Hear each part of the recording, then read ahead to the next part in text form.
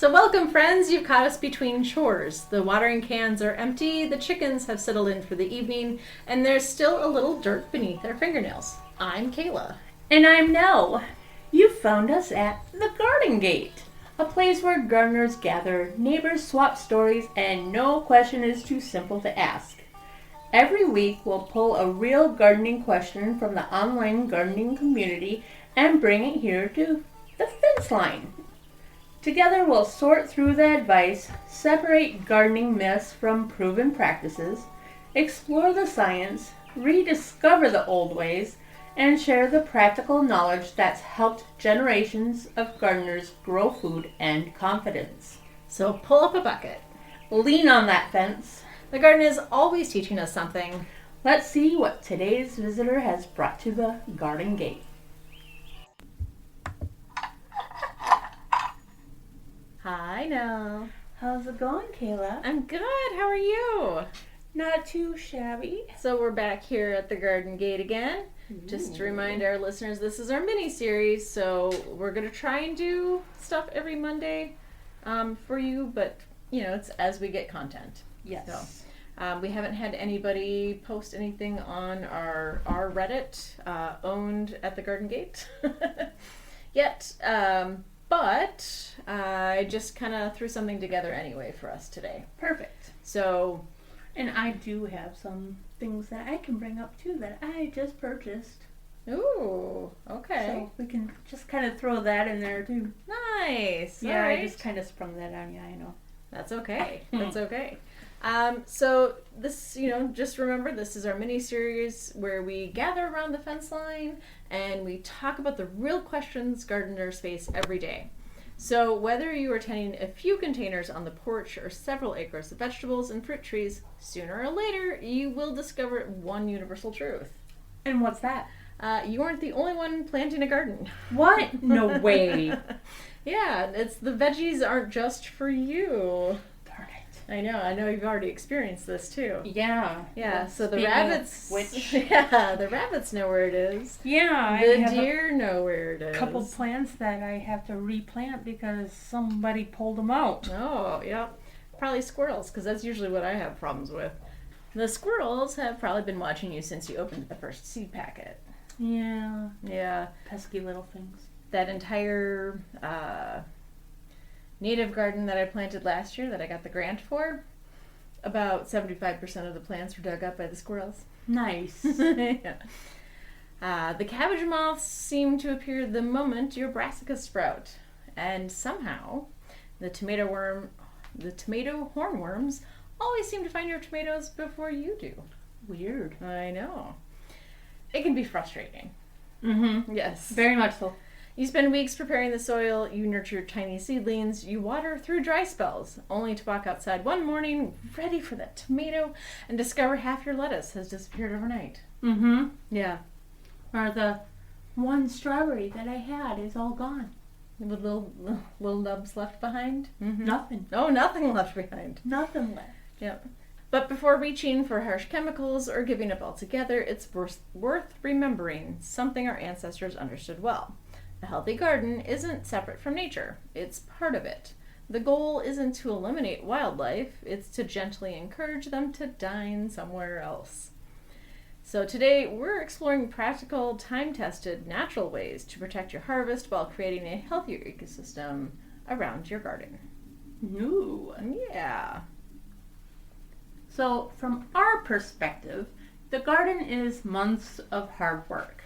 From a rabbit's perspective, it's an all-you-can-eat salad bar. Num num num. Mm-hmm. Wild animals aren't being destructive out of spite. They're simply looking for food, water, and shelter. Just like all of us. Exactly. Gardens provide all three. Tender vegetables are easier to chew than wild plants. Fresh irrigation offers dependable drinking water. Dense plantings provide excellent hiding places. Understanding this changes how we approach pest management. Instead of asking, how do I kill these pests? We begin asking, what makes my garden so attractive and how can I make it less inviting? That shift in mindset often leads to better, longer-lasting solutions. Few creatures frustrate gardeners more than rabbits. Young beans, peas, lettuce, carrots, beets, they seem to have an endless appetite. Fortunately, rabbits rely heavily on their noses. That gives us an advantage. One traditional technique is planting aromatic herbs and alliums around vulnerable crops. Consider creating a border using chives, garlic chives, walking onions, Egyptian onions, which I think are the same thing, honestly. Maybe? Yeah. Garlics, shallots, strong-smelling culinary onions. Onions. Onion. You better That's like onions. Right? I don't like onions. Oh, but they're great in cooking. Yeah, that's the only time I use them, but it has to be so fine that I cannot taste it. Well, then what you do is you grow a lot of onions and then you give them away to friends who eat onions. Like you? Like me.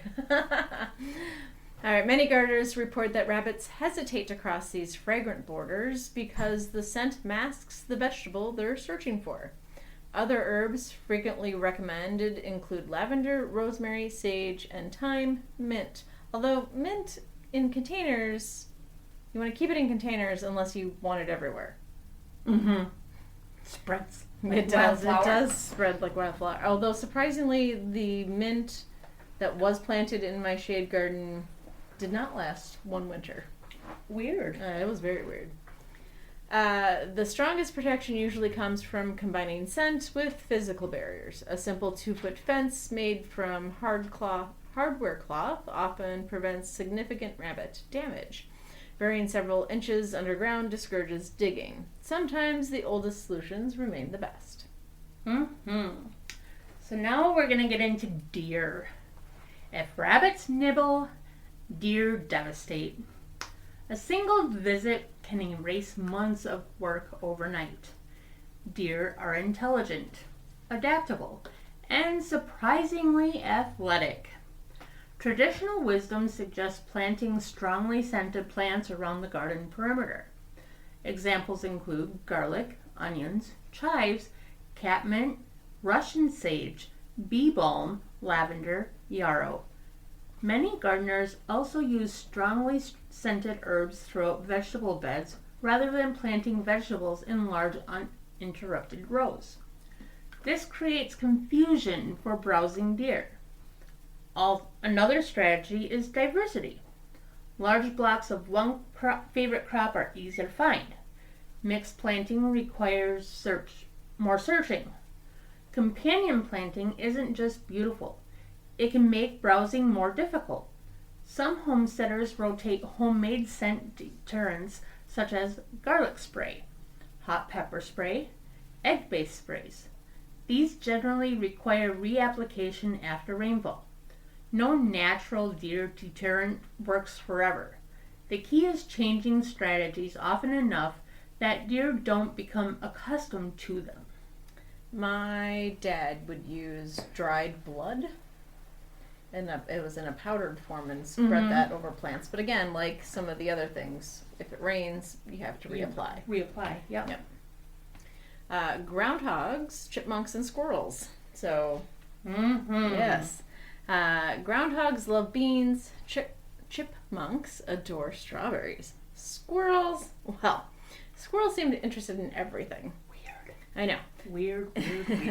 Interestingly, squirrels often chew tomatoes because they're thirsty rather than hungry. Providing a shallow water source away from the garden sometimes reduces tomato damage dramatically. Groundhogs present a greater challenge. Good fencing remains the most reliable solution. Most gardeners install fencing that extends underground to discourage burrowing. For squirrels and birds, reflective tape, pinwheels, old CDs, and moving objects may provide temporary relief. Just remember, animals learn quickly. Rotate deterrents frequently. So now insects. Are they friends or are they foes? Or are they both? Depends. So not every bug belongs on the unwanted list. Ladybugs consume aphids. Aphids? Yeah. Ladybugs consume aphids.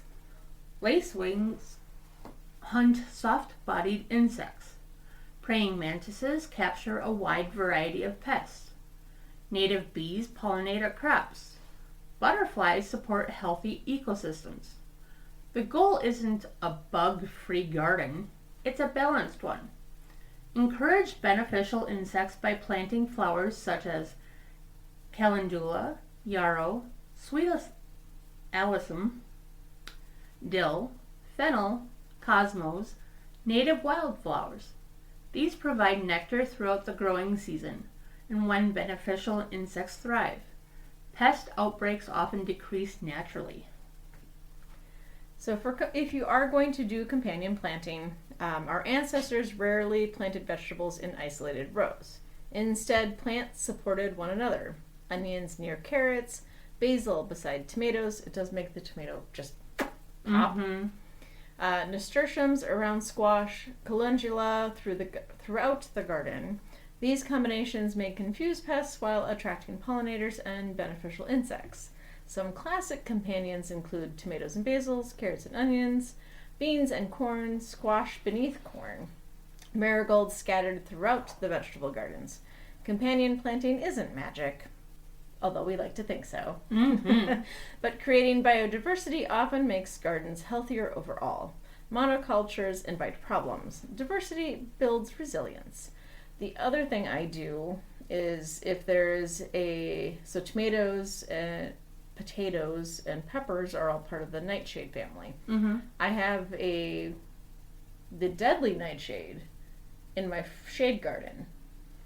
So therefore, if the tomato hornworm wants to chew on tomatoes, they have another option and they can chew on the nightshade because it's the same family of plants. Mm-hmm. One's edible, one's not. So that's something else to think of. If you know of a plant that has a non-edible version of it, plant that elsewhere in your garden so that at least the pests have something to chew on. Right. Instead of your stuff. Exactly. So now we're going to welcome in the predators.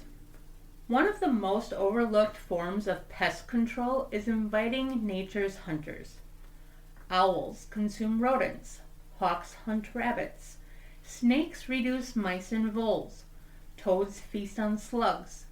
Bats consume thousands of insects every night. Installing owl boxes, leaving brush piles, providing small ponds, protecting native habitat, all encourage natural predators to remain nearby. Sometimes the best pest control arrives on silent wings after sunset. So, not only are we talking about, how to deter pests and how to take care of them, but we also need to talk about healthy soil, because that equals healthy plants. Strong plants resist damage better. Healthy soil, obviously, creates healthy plants. Compost, mulch, crop rotation, cover crops, proper watering, and good spacing. These practices reduce plant stress. Stressed plants emit chemical signals that attract certain insect pests. Healthy plants become less appealing. Nature often begins beneath our own feet. So perhaps the greatest lesson our gardens teach us isn't how to grow vegetables. It's how to live in a relationship. Every creature that visits the garden is simply trying to survive. The rabbit feeds her young. The bee gathers pollen. The toad hunts insects beneath the mulch. The owl circles overhead after dusk. Our challenge isn't to conquer nature. It's to find balance within it. The old ways remind us that successful gardens were never built through force alone. They were built through observation, patience, adaptation, and the quiet wisdom of working alongside the natural world rather than constantly struggling against it. Because sometimes the best garden fence isn't made of wood or wire. It's made of understanding.